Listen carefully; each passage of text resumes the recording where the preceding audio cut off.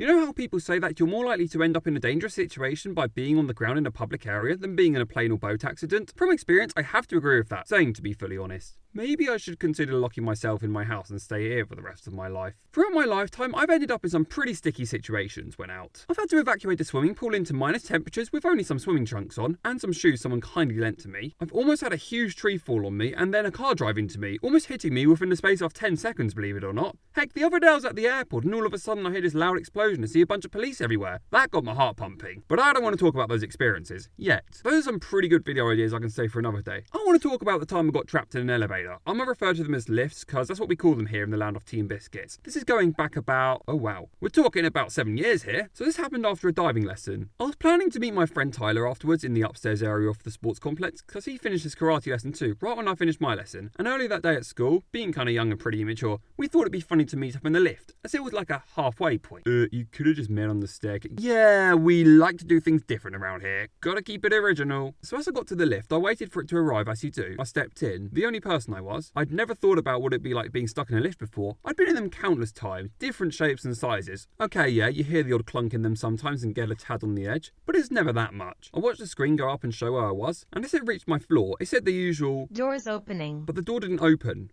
I waited a few seconds. Doors opening. But the door still didn't open. Okay, so they said it will open twice now. So they'll open. Gotta stay cool about this. Let's give it a second. Just stay cool. Doors closing. Yeah. Second floor. Then I realised I was trapped. I started to get shaky and dancing on my feet a bit. Pulling the doors didn't work, nor did spamming any of the buttons, so I resorted to the golden button to call for help. Hi, you're speaking to the lift service. What's wrong? Hi, I'm trapped inside a lift in the pool and it said I'm on the top floor, but the doors won't open, despite it constantly saying I'm at the top.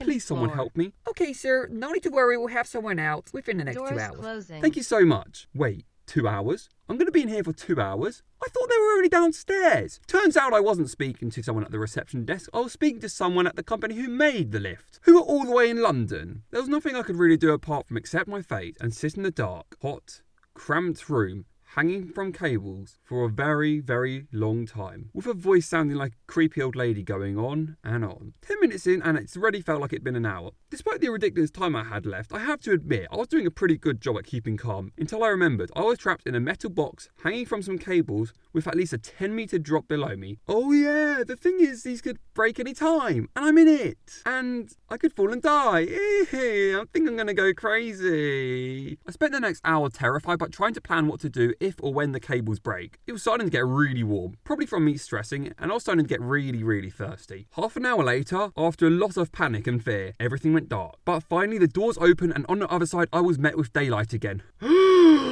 To be fair, I thought it was bad in there and I was panicking a fair amount, but I think I got more shocked to see 2 first aiders and a fence around the door. A little bit extra if you ask me. At least I got some free water after that. I needed that. But overall, I think it would have been better if Tyler was in there instead of finishing early and leaving without me knowing. So lesson learned, always use the stairs. There's a reason people say that. It's not to make people get healthier or anything. It's to stop people getting trapped in metal boxes. On the counterpoint, someone should make a 24-hour lift challenge. As long as it's not someone.